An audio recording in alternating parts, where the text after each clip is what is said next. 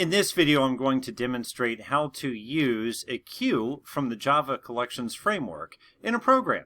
So a reminder of what a queue is. A queue has a concept of a head and a tail. And many queues are first in, first out, although there are variations like the priority queue. But with the first in, first out queue, we add to the tail and we remove from the head. So you see here we're adding some items, and then when we remove, we're removing from the head. So first in, first out, just like when you're in the line at the grocery store. Here are some important methods we need to know for queue. Add or offer. We'll add something to the tail of the queue. Now, the difference between these two is if it's unable to add to the queue, if it's a constrained queue, if there's a limit on how many items can be in there, then add will throw an exception where offer simply returns false. So it's very similar methods. It's just, do you want an exception or do you want a different return value if it's unable to add? And that's the same for each of the items below. Remove will remove an item from the head of the queue or throw an exception if it cannot, where a poll will remove an item from the head of the queue or return false if not. Element and peek, this one's kind of neat because this allows you to just look at that item on the head of the queue without actually removing it. And we'll get to use all of these methods in our demonstration. Now, an interesting fact about queue in the Java Collections framework is it is an interface. And we know that we cannot instantiate an interface, or in other words, we cannot create an object out of an interface. But by using the dependency inversion principle of solid, we know that our variable types should be interface type, and then the object type should be an actual concrete implementation class. So when we take a look at the Java doc for linked list, we can take a look at some implementing classes, and we really just want a simple implementation. Linked list will work great for us, and it actually makes a lot of sense in this scenario, because we remember with a linked list, you can add an item to it or remove an item to it, and all you have to change is the connection to a single node. So you see, if we were adding an item to the tail, it would look like so, or if you flip that around and pretend it's the head, we could remove an item from the head. And you see that it only affects the connection between that node and the next node. All of the others are unaffected. So it's good in big O notation for algorithm growth. All that being said, let's jump right in. I have a class here called buyer reader, which is reading a text file of buyers, which I made in a previous video. This is where we can put our queue because we're reading in that data and then we're creating objects out of it, and we want to add those objects to our queue. And to make this easy, I made it a static method so we don't have to create an instance of buyer reader to get this, but you know, we could do a singleton. There are several different ways we could do this. Nonetheless, let's go ahead and say queue.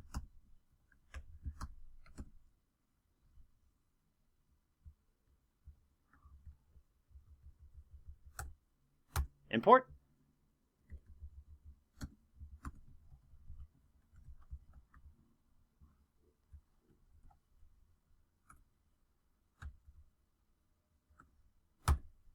And initialize the object type linked list. A couple other things we'll do. It's a good idea to make things like this private access, not public. And also we're going to access this from the static method below, so we need to make it static as well. Now, we have our read buyers method, and we see that we're reading in from the file, and we're creating a new buyer object. Now we want to associate that buyer with our queue. So we'll say buyers, which is the name of the queue, and then we'll say offer buyer. And that is placing this buyer on the tail. So at this point, we're in good shape. Now, we also want to update our form so that when the user selects a vehicle from the drop-down here, that it can find out who the next buyer is. So let's go back to our buyer reader and make a method, fetch next qualified buyer. This is going to be easy again. We simply peek because we just want to look at that buyer. After that, we'll also want to remove this buyer once the vehicle's been saved and the buyer's been associated with the vehicle.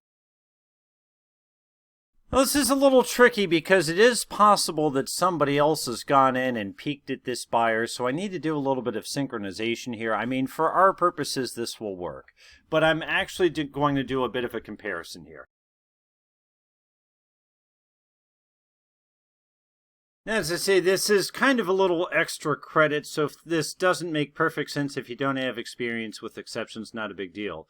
But what I'm going to do is I'm going to pass in the buyer that we fetched earlier and make sure that that is the same as the buyer that we're removing from the queue. If it is, we're good. And then this buyer is no longer in the queue, and then the next buyer is going to get the next vehicle. But if not, I'm going to throw an exception to say the buyer's not in the queue. In other words, sometime between this peak operation here and the pull operation, the buyer at the head was removed. As I say, in a very simple application like ours, that's not likely to happen, but we'll need to do a bit more synchronization on that. The reason I want to do it this way is I want to show the buyer when the make and model is picked from this drop-down up here, but then I only want to confirm the buyer when we hit save. So showing the buyer will be a simple peek operation, but actually removing the buyer will only happen when we choose save. So let's go ahead and activate that. We already have an action listener on this drop-down. We can find it in our form, and that's where we're seeing if we have a convertible or not, which I did in the previous video. Let's add something else to this. Actually, I'll tell you what, I'm going to do a little bit of pre-work here. I'm going to go up towards the top of my constructor and invoke read buyers, so that's going to kick off the read to the text file.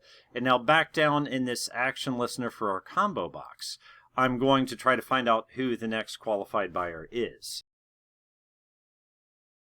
Save that into a variable called buyer, which I'm going to declare as an attribute.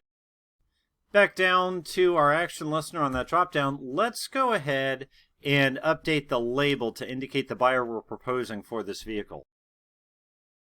And now in the save method, which I have, or the save action listener, which I have right here, we will associate that buyer to the vehicle, and then actually, I'll tell you what, we'll first remove the buyer from the head of the queue, and if that's successful, and only if that's successful, then we will associate the buyer with the vehicle.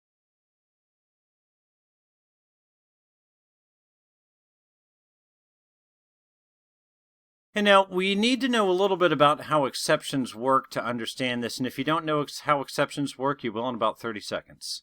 So first of all, we're doing the remove buyer operation, and we're confirming that it's the buyer that we peeked at earlier. So it should still be at the head of the queue, assuming no one else has touched the queue, because peek doesn't remove it from the head, but pull actually does remove it from the head. So when we do this, we're pulling the queue, getting a buyer object, and then comparing that to the one we peeked at earlier. As long as they're the same, everything works well, and this line will execute, the catch block will be skipped entirely, and then we continue running the program. Now let's say something goes wrong there where the peeked buyer is not the same as the pull buyer. Well, in that case, this is going to throw an exception, and we have to think of how exceptions work. When an exception is thrown, or when an exception occurs, all lines are skipped until it finds a matching catch block. So the nice thing is, if we don't have a valid buyer, this line's going to get skipped. We're going to go to the catch block, and then we're going to show an error message to the user. So one more thing we need to do, and then we can demonstrate this. After I save the driver or the buyer with the vehicle, I need to clear out that label for the next time I create a vehicle. And with that, I feel comfortable where we are, and I feel like we're at a point where we can try this out. Now, the first time the form loads, we have a Sonic pre-selected. We don't have a buyer associated with it yet. You know, we could do a little bit of magic there, either prompt the user to choose the make and model right away, or go ahead and associate the buyer right when we start the form, but not too worried about that. That's ancillary to what we're doing. What you will see, though, is as soon as I choose something like a Prius, you see that Brandon Jones shows up there. Let's go ahead and enter some data for this Prius, or Sonic as it is, and now I choose save. Now you see when I save, sure enough, name Brandon Jones goes away. Now let's make a new vehicle, and once again, yeah, I'm kind of thinking I want to change this so that it picks the name, but nonetheless, you get the idea. You see what's going on. Now notice when I choose Sonic, you see Michelle Spratt appears, and I can choose back and forth several different things here, and Michelle Spratt remains there as the buyer of this vehicle. And now you can see we'll create one more vehicle. We'll say Mustang, and we see Bugsy Smith. Now let's reconfirm the order that we're seeing buyers. So you see the first was Brandon Jones, then Michelle Spratt, then Bugsy Smith. So sure enough, this is first in, first out, because it's reading these in this order, adding them to the tail in that order, and then removing them from the head in that order as well. I'm snapping a few breakpoints here so that we can take a look at this in the debugger and watch it work. As soon as driver form starts up, we see that it goes to read buyers, and now it's getting access to this file buyers.txt. It splits the first line, and if you see down here, you can see Brandon Jones and then driver's license number and then gold, and creates a buyer object and offers that to our queue.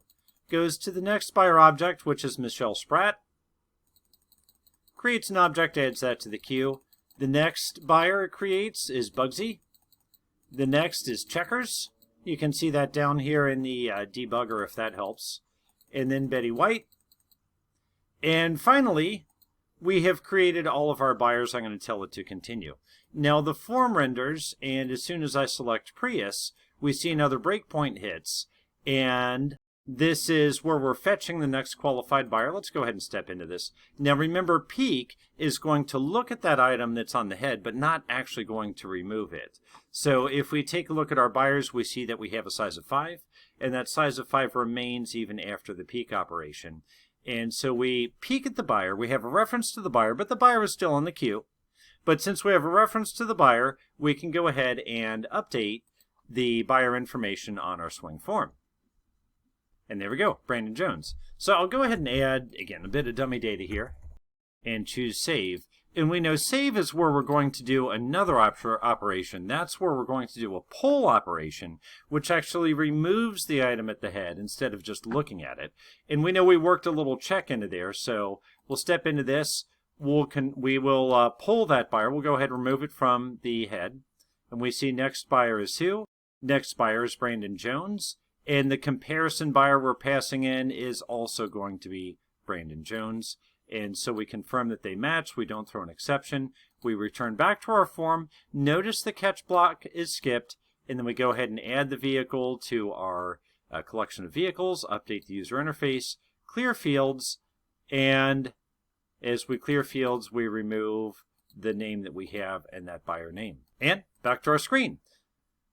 So, as I promised, in this video, we took a look at how to implement java.util.Queue in an existing Java program. In our next video, we're going to see how we can implement a priority queue, which is where we are not pulling items off the queue in first in, first out order, but we're using some kind of comparison to pull them out in priority order. As always, I hope this video was helpful, and I look forward to reading your comments. Thank you.